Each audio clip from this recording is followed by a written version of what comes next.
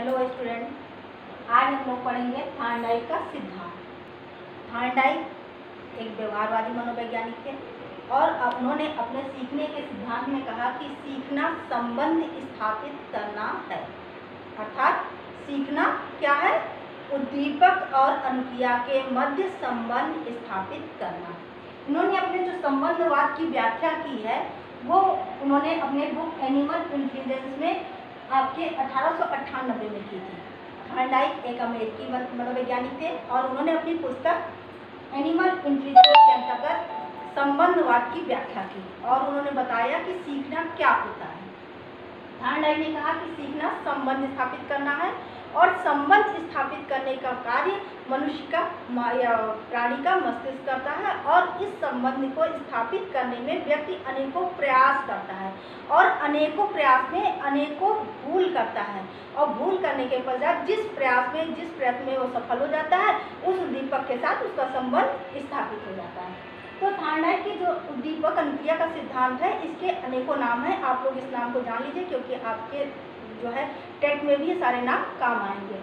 पहला है आपका उद्दीपक अनुक्रिया का नाम, दूसरा है आपका एस.आर. बॉन्ड थ्योरी, तीसरा है आपका साहचर्य का सिद्धांत, चौथा है आपका उद्दीपक अनुक्रिया अनुबंधन, पांचवा है आपका प्रयास एवं त्रुटि का सिद्धांत, छठा है आपका चयन का सिद्धांत, सातवां है सहसंबंध का सिद्धांत, आठवां है सुख दुख का सिद्धांत, नौवां है आवृत्ति का सिद्धांत, 10वां है प्रयत्न एवं भूल का सिद्धांत और 11 है संयोजन का सिद्धांत। इन्होंने अपने संबंधवाद की व्याख्या एनिमल इंटेलिजेंस बुक के अंतर्गत की और जो सीखने की शैक्षिक उपादेयता, सीखने की शैक्षिक उपादेयता यानी सीखने की उपयोगिता के संबंध में जो उन्होंने अपने प्रयोग किए हैं और उस प्रयोग की व्याख्या उन्होंने अपनी एजुकेशन साइकोलॉजी बुक के अंतर्गत दिया हुआ है। थॉर्नडाइक क्या कहते हैं? थॉर्नडाइक कहते हैं कि सीखना संबंध स्थापित करना है। किसके किसके मध्य में? एस और आर के बीच में। एस और आर के बीच में जब बॉन्ड हो जाता है यानी दोनों के बीच में संबंध स्थापित हो जाता है तो हम सीख जाते हैं। अब एस क्या है? एस आपका स्टिमुलस है, क्या है? उद्दीपक। और आर क्या है? रेस्पॉन्स करना, अनुक्रिया करना।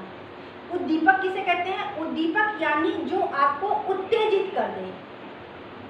वो उद्दीपक आपका कुछ भी हो सकता है, कोई परिस्थिति हो सकती है, कोई व्यक्ति हो सकता है, आपकी शारीरिक आवश्यकता हो सकती है, कुछ भी हो सकता है। ऐसी चीज जिसके अंतर्गत आप उत्तेजित हो जाए यानी व्यक्ति की उत्तेजित अवस्था जिसके कारण हो वो उद्दीपक, उद्दीप्त करने वाला उद्दीपक। और उस उत्तेजित अवस्था के पश्चात उसको प्राप्त करने के लिए जो हम क्रिया करते हैं वो अनुक्रिया यानी जो कार्य करते हैं। और जब इन दोनों के मध्य में संबंध स्थापित हो जाता है तो क्या कहलाता है? एस.आर. बॉन्ड। क्या कहलाता है? एस.आर. बॉन्ड यानी उद्दीपक अनुक्रिया संबंधवाद। ठीक, चलिए आगे चलते हैं। अब इन्होंने उद्दीपक अनुक्रिया संबंधवाद की सीखने के अंतर्गत व्याख्या करने के लिए कैसे प्रयोग किया तो आपको पता ही है कि इन्होंने एक विभिन्न पशुओं पर प्रयोग किया है अपना, जिसमें कि है बिल्ली पे, मछली पे, चूहों पे और कुत्तों पे, सब पे प्रयोग किया, लेकिन बिल्ली का प्रयोग इनका सबसे ज़्यादा प्रमुख है। ठीक है, तो बिल्ली का प्रयोग उन्होंने क्या किया?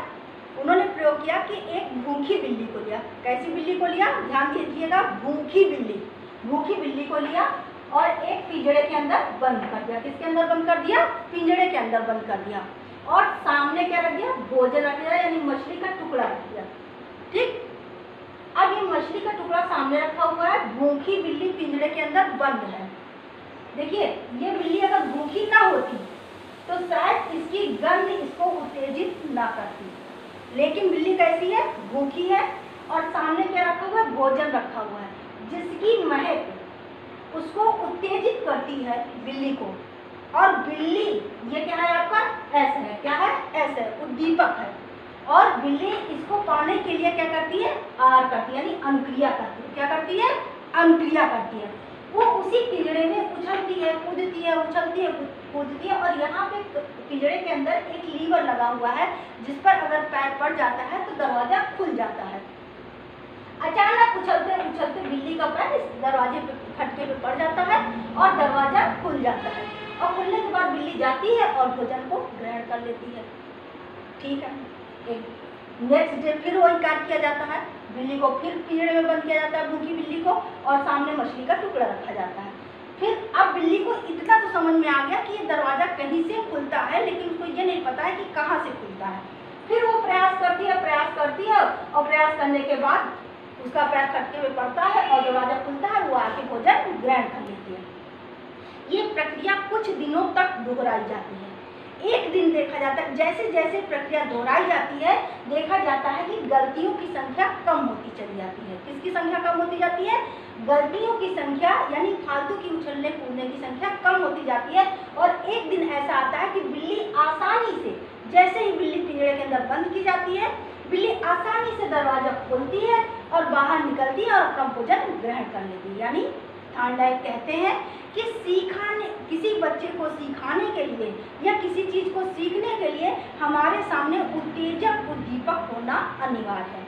और जब हमारे सामने उत्तेजक उद्दीपक होगा तो उस दीपक को प्राप्त करने के लिए हम अनुक्रियाएं करेंगे, और वो अनुक्रियाएं हमारी पहले होंगी, अनेकों बार होंगी, जिसमें विभिन्न प्रयास होंगे, विभिन्न त्रुटियां होंगी, लेकिन एक दिन हम उस क्रिया को करना सीख जाएंगे। इसीलिए इसको प्रयास एवं त्रुटि का सिद्धांत भी कहा जाता है। ठीक, अब जो ये थॉर्नडाइक का सिद्धांत है, जो इनका प्रयोग है, इसके अंतर्गत निम्न बातों का होना आवश्यक है। सबसे पहले क्या होना चाहिए? चालक, यानी अंतर्मोह, ड्राइव।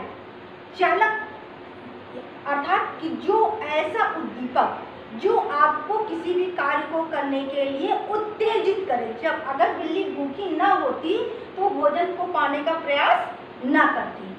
अब चालक यानी ड्राइव, वो उसको भूखी है, अब लक्ष्य होना चाहिए। लक्ष्य होना जरूरी है, यानी सामने जिस चीज़ के लिए हम उत्तेजित हैं वो सामने चीज़ होनी आवश्यक है।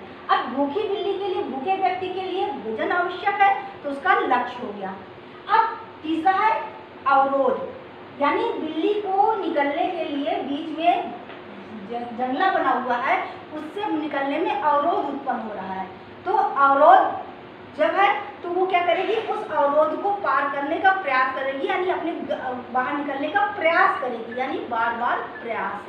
फिर जब प्रयास कर लेती है तो उस लक्ष्य की प्राप्ति। फिर लक्ष्य की प्राप्ति के बाद अगला क्या हुआ?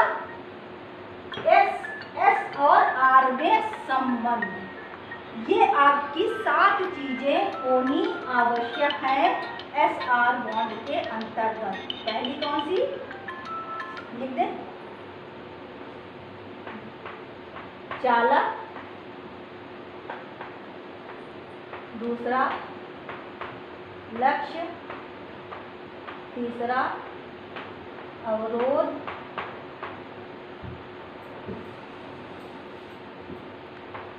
चौथा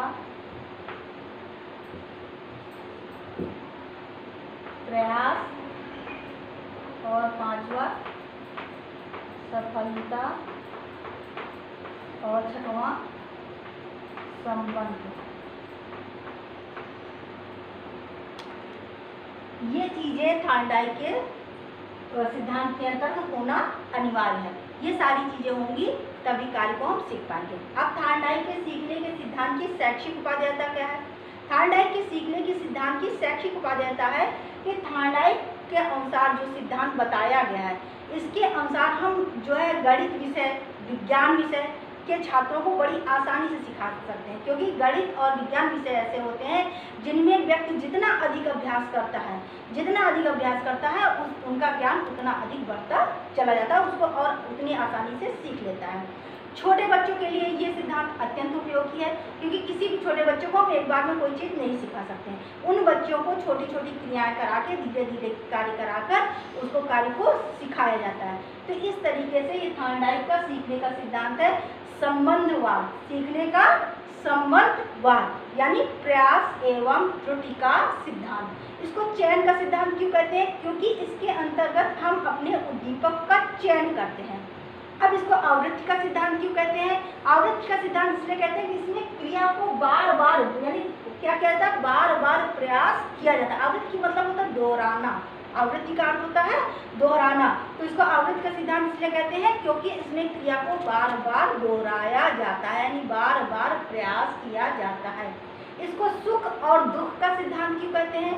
इसको सुख और दुख का सिद्धांत इसलिए कहते हैं कि अगर हमारा SR के साथ बॉन्ड स्थापित हो जाता है और हमारे परिणाम जो आते हैं वो सुखद होते हैं तो हमारे दुख का अंत हो जाता है, इसलिए इसको सुख और दुख का परिणाम सिद्धांत भी कहते हैं। और आप लोग जानते हैं संबंधवाद यानी उद्दीपक और अनुक्रिया के मध्य संबंध स्थापित हो जाना, इसलिए इसको संबंधवाद भी कहते हैं। सीखने का संबंधवाद यानी सीखने का संबंधवाद, उद्दीपक और अनुक्रिया के मध्य संबंध यानी सीखने का संबंधवाद। तो इन सारे नामों से थॉर्नडाइक के सिद्धांत को जाना जाता है।